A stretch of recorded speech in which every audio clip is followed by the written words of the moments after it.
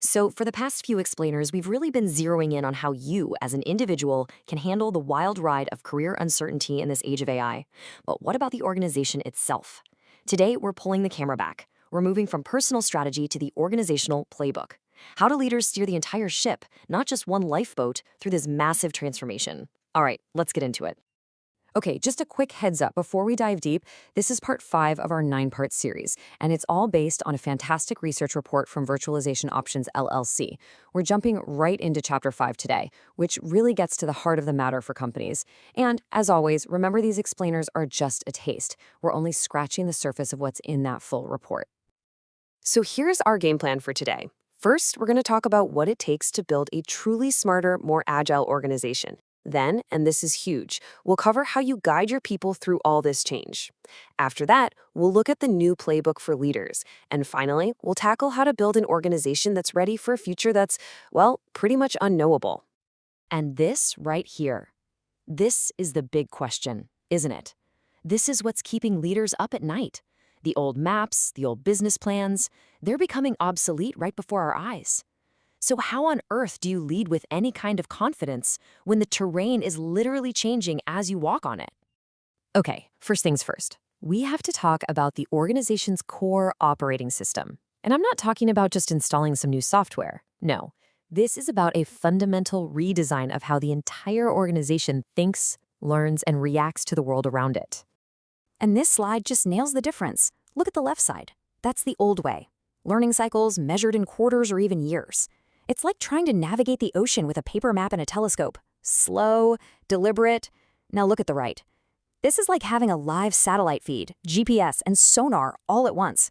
AI is spotting patterns in real time, letting you test ideas in minutes, not months, and picking up on those faint signals of change that the human eye would just completely miss. And that's the real mind shift here. This is not about using AI just to do things cheaper or faster. It's about using it to make your entire organization smarter. The report mentions Estee Lauder's supply chain as a great example.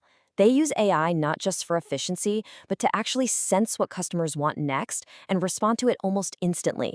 That's amplifying collective intelligence. It's a total game changer. But having the smartest system in the world means nothing if your people are terrified, confused, or feel left behind. You can have all the AI you want, but if the human element isn't there, the whole thing just falls apart. And that brings us to the human imperative. So what does supporting your people actually look like? Well, the research gives us a super clear 5-step guide. It starts with being radically transparent, even if you have to say, we don't know everything yet. It means actually investing in reskilling, on company time. And just as important, it's about providing real mental health support and creating clear paths for people to move into the new roles being created. And this comparison just leaves it all out. It's night and day. Company A basically throws a grenade into the office and tells people to figure it out. What happens? Fear, anxiety, and your best people start updating their resumes. Company B, on the other hand, brings people along for the journey, invests in them, and turns that anxiety into trust and real productivity. The choice seems pretty obvious, right?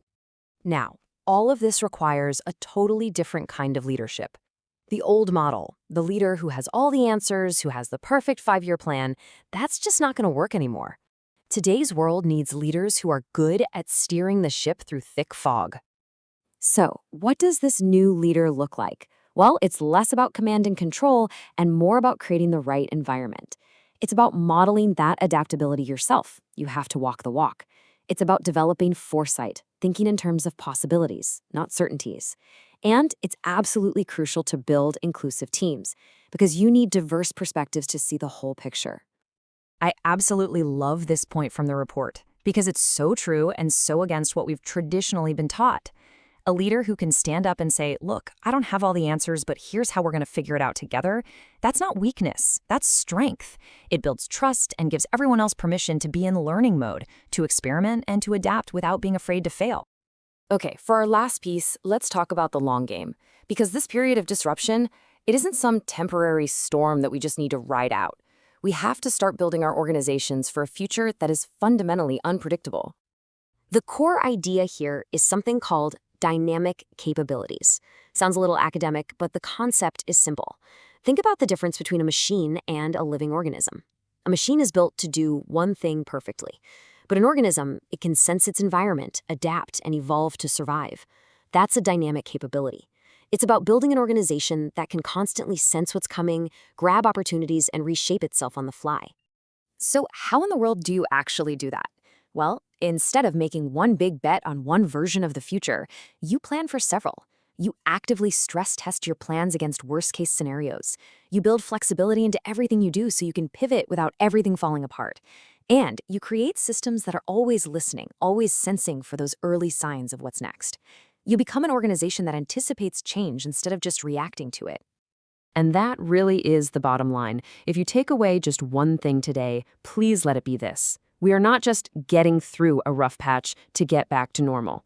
This state of constant change, of continuous adaptation, this is the new normal. The goal isn't to survive the change, it's to build an organization that actually thrives in it. So I'll leave you with this question. Think about your own organization, your own team. Take a hard look at your strategies for technology, for your people, for your leadership. Are you building an organization that's resilient, that's ready for anything? Or are you, maybe without even realizing it, building a strategy that's headed for obsolescence? The choice, really, is yours to make.